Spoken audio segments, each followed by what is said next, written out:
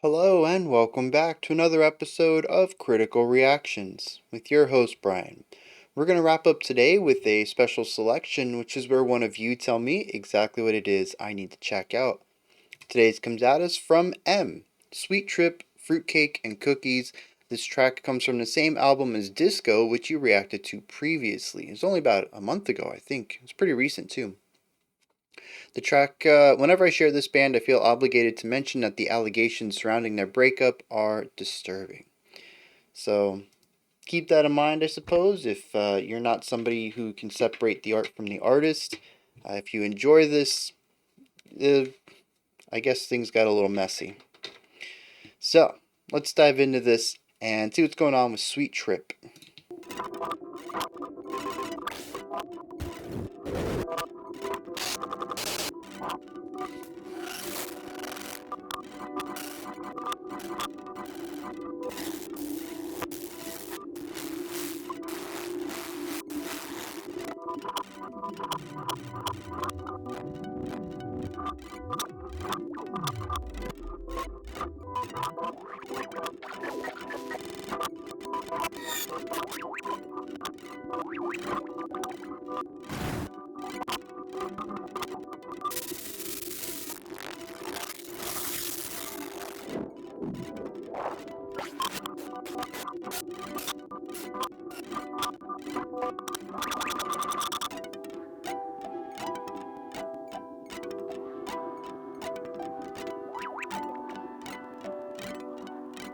Yeah, so very glitchy so far.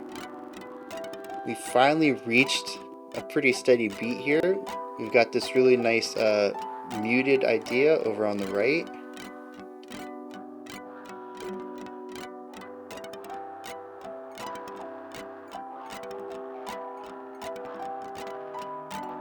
It's very spacious.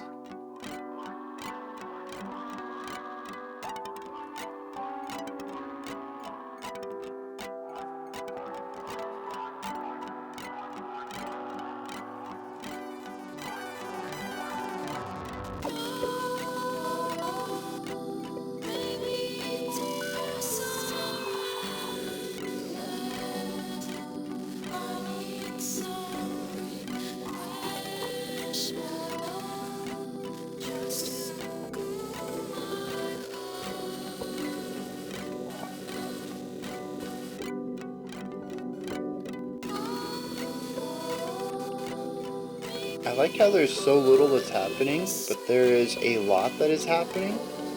It's just more nuanced ideas.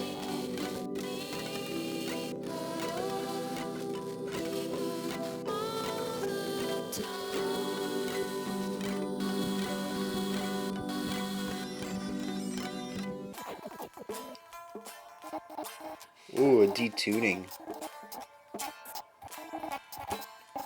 There's a ton of fuzz on the vocals as well. Almost sound like it was coming out of an old radio. Everything else has been clear though, so it was a distinct texture for that instrument.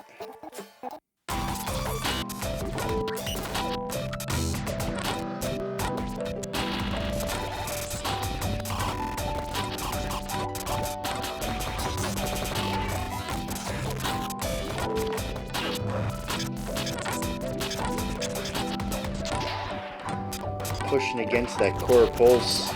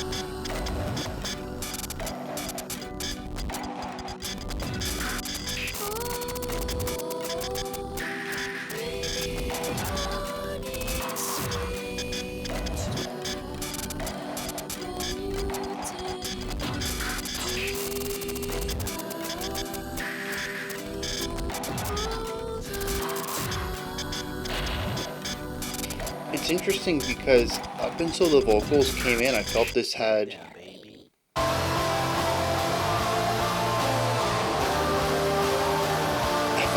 a positivity to it, but with the vocals there, it just feels very dreary.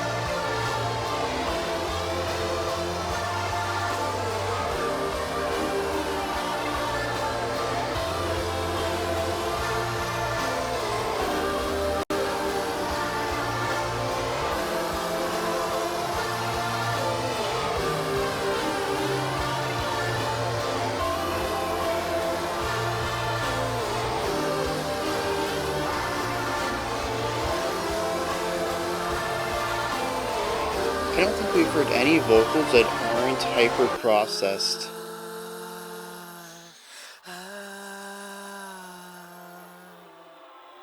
As soon as I say that, I think we get something pretty close to raw vocals.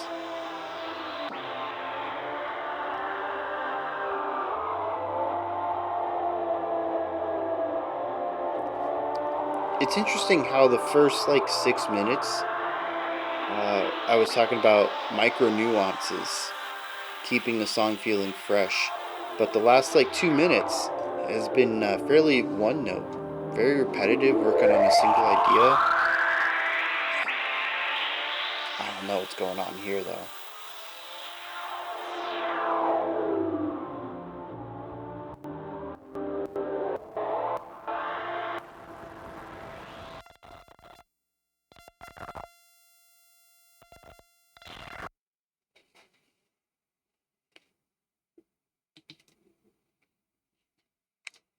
Alright, Fruitcake and Cookies.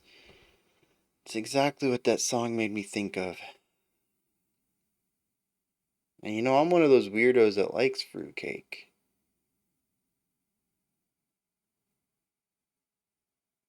Well, see, here's the thing. I had high hopes for this track based on that completely inconsequential element. I like fruitcake and I like cookies, so I should like this song. Yeah, like that's not how music works. That's not how art works. But I was quite perplexed throughout most of this.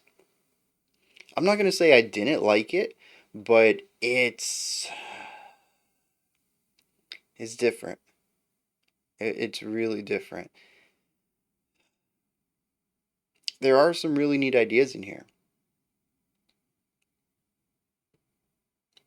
But on the whole, I think it was too far outside of what I typically listen to. And even maybe it's far outside of what I have experience with, which I think is the more important aspect. That I find it difficult to connect with in a way that I think they're aiming for. And we'll touch on that in a bit when we get to the emotional resonance and what I think the song is trying to convey. Maybe things will click with me then. I just need to talk my way through this stuff as usual. Let's dive in with, I don't know, I guess the most important part of the song, glitches and production. This song would be so much lesser without this specific style or flair or voice, whatever you want to call it. So much of the song deals with distortion, destruction, compression, interruption in one way or another. And I find it fascinating how often it's utilized in a way to build fluidity, which I tend to find sort of the opposite in a lot of glitch heavy electronic work, where the glitch is sort of like, if a lot of glitch electronica sounds like mathcore to me, where it's an interesting texture in its own right, but that texture is used for disruptive purposes. And here we certainly hear some of that. I mean, right off the bat, we had a repeated phrase. We had like a little line, and then we cut it short and started the loop over, and then cut it short, started the loop over, and it disrupted the general flow of the passage.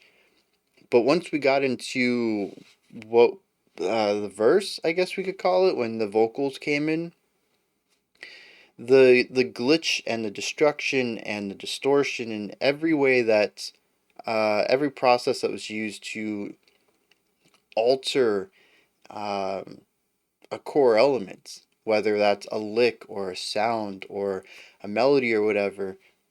It was done in ways to help create, in essence, a flow from the start of this section until we got to the end of the track, and finding ways to use destructive production in a way to build cohesion between sections. It's a really interesting method of crafting an electronic song like this while sticking to that glitch aesthetic.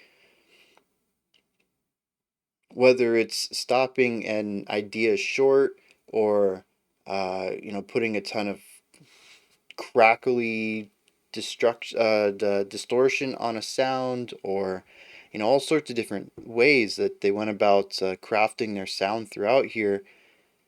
All of it works together in a sort of cohesion, even if rhythmically it becomes a bit disruptive. It's usually adding a sonic texture or a quality that's going to help tie it to where we are going next, and I find that really fascinating.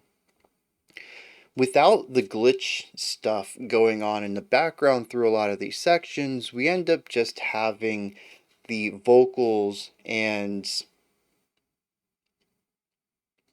uh, I guess they were just palm muted guitars. I don't know that the timbre actually fits right for that. They could have been muted harps as well. And I think the idea of the harp, for some reason, whatever the difference is in strings between an acoustic guitar and a harp, that the timbre just sounds more accurate to being harp strings. But the idea is that we're plucking strings and they're muted, which just means that something is holding it down and stopping it from vibrating. Um, and we have these lines. We have a descending line off on the left, and then we have a sometimes quickly descending, sometimes slowly descending line off on the right. We have those two ideas and the vocals, and that really is what makes up the melodic element of this track, is these really short loops over here and the vocal melody front and center. And it sounded like the the vocal melody was very loop based as well. It had a short, 2 bar phrase, maybe a 4 bar phrase. Maybe there might have been some nuance in the line that I missed. The lyrics, the few that I picked up, feels like we repeated them a couple of times, so we might just have one stanza. throughout this track. What really keeps everything interesting, because this is fairly one note and takes up a lot of the track, as I had mentioned, was the nuance in the rhythmic component, which is the rhythms are made up of non-rhythmic elements, and a lot of times chopped up and pieced together in ways that sound glitchy and disruptive but give a general flow to the song. This is what I was talking about earlier, just in more vague terms. We utilize all of these different sounds and smash them together and put distortion on them and smooth them over and find ways to make them all feel similar, even though they're not. They all have different timbres and textures to them, and kind of creating this unified sound to put in the background, but it's never the same thing twice, or at least it doesn't feel that way. If there is a repetition, I think it's on a much larger scale than I was looking at. And the nuance here and having all of these different sounds and rhythms behind this is what keeps the song fresh, at least for me. Without the glitchy aspect in the backgrounds, this is a really long one idea section, and I don't think it stands on its own without that the glitchy rhythmic stuff behind it.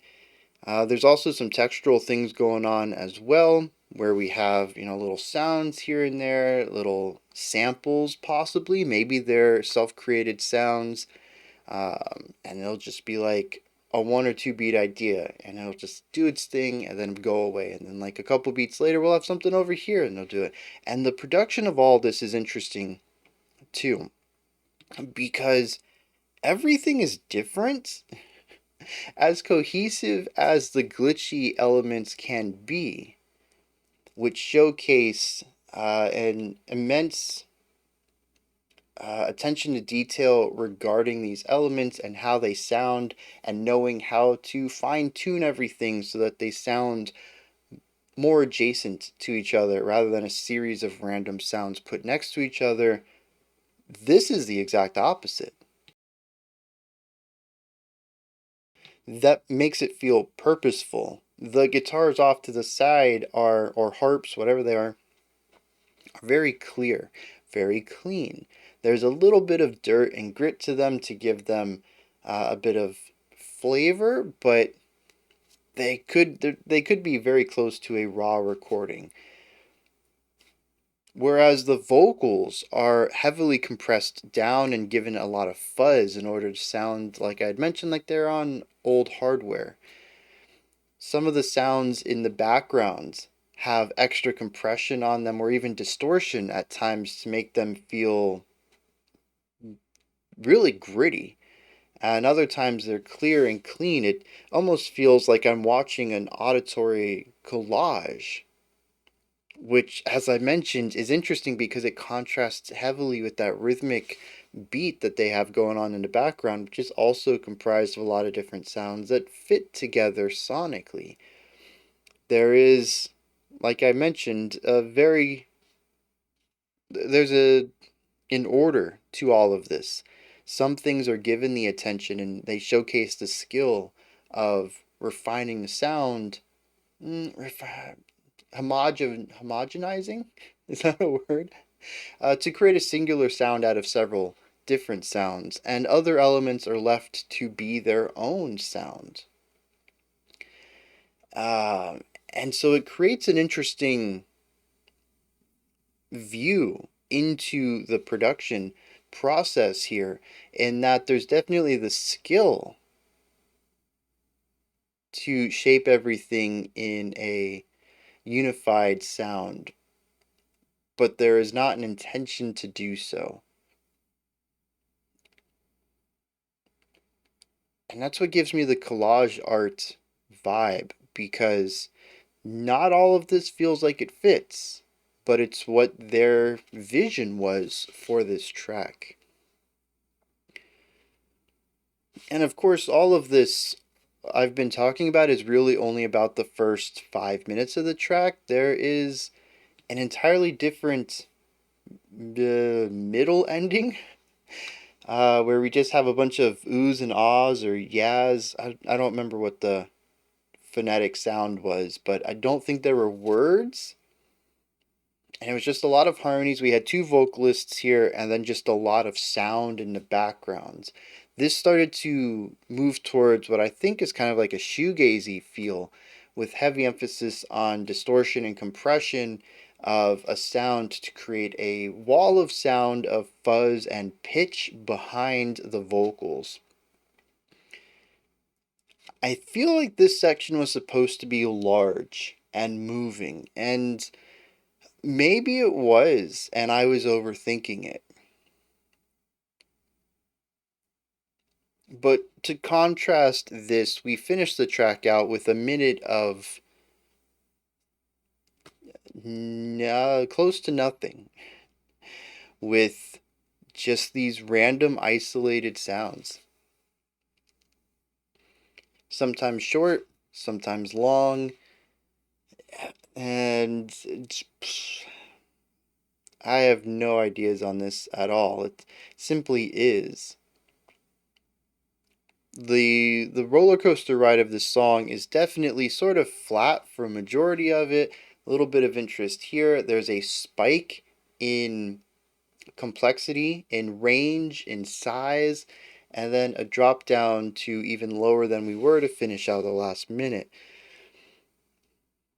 And so, what does all of this say to me? I don't know. I had mentioned that before the vocals came in, that it was a little bright. The two guitars off to the side had a nice positivity to them. Overall, the atmosphere was kind of empty. It was just the two guitars, and you could feel they were small in a very large sound sphere. There's lots of space for other instruments. We just didn't have them. We had the drum beat in the background, which just was. It wasn't contributing to the harmonic atmosphere. And then the vocals come in, and there's something melancholic about it. And it completely changes the landscape of this song. What once felt neutral with leaning towards positivity is now definitely a sad track. There is an air of weight. That's a weird sentence, isn't it? I guess just to reuse the word, there's an air of depression sitting above the song now.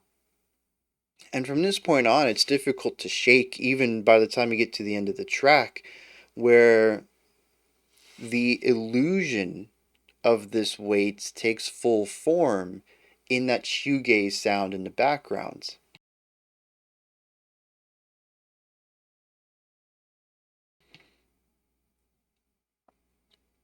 It could also be that the collage feeling is about the different elements that are attributing to this overall melancholy.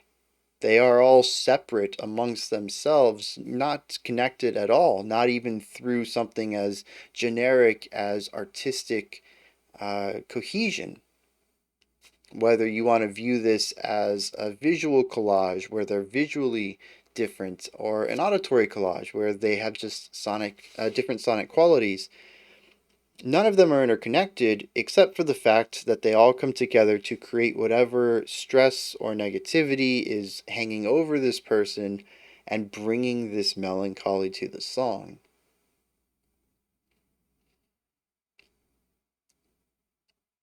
But then that brings us to the ending, and what is that supposed to mean? And like I don't know. I really have no read on it at all. It feels inconsequential to me, because I don't understand its place thematically within the larger ideas of the song, or theoretically. What is its purpose from a purely musical standpoint? I guess my best read on it with that it brings the song down, but to close out. But we also kind of had that with the slow removal of the instruments until we had just the vocals, and then just one of the vocals, and then nothingness for a couple of seconds. As far as I'm concerned, the song could have ended there, and nothing would have changed except I just wouldn't have been confused about the final 50 seconds, give or take.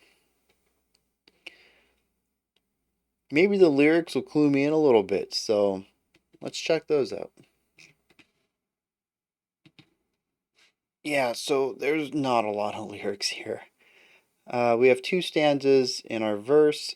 Maybe tears are endless. I need some refreshment just to cool my heart. Maybe honey sweeter when you take it deeper all the time. What? And then the end of the track is just oh, oh, oh, oh, oh, oh, oh, oh, oh, oh. I don't know how they actually sung it, but it's just a lot of O's.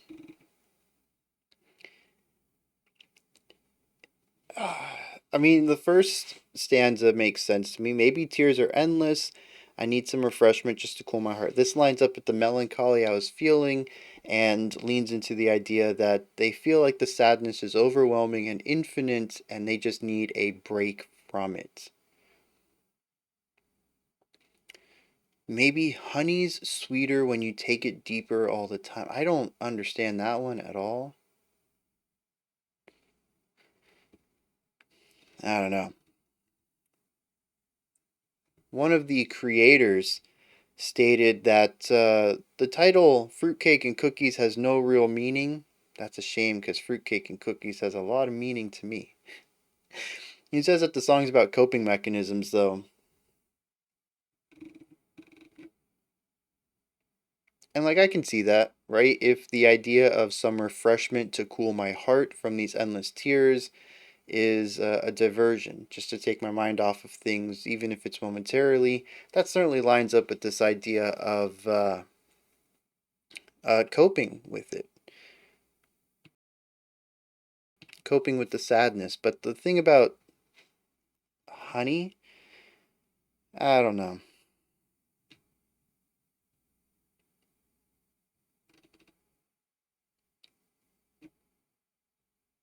So, like, tying this back to the song, though, aside from the fact that one stanza, I can feel this element of melancholy in it, and there is melancholy in the song, though the glitch art, the disruption, I don't know, the ending, none of it really makes sense to me still. In the context of the lyrics, so it could just be one of those tracks where the music and the lyrics are separate, aside from just this general thematic connection of one thread of keeping it together, of just being sad and melancholic. Those are my thoughts on Sweet Trip's Fruitcake and Cookies. Now I'm hungry for some dessert. What are your thoughts on this? Let me know down in the comments. Above that, in the description box, you can find a link to Linktree. Takes you here. You can find ways to support the channel, a link to my music, a link to the Discord server, and so much more. Above that, if you could, like, subscribe, and ring the bell. I greatly appreciate all three. I'll be back tomorrow, because that wraps it up for today.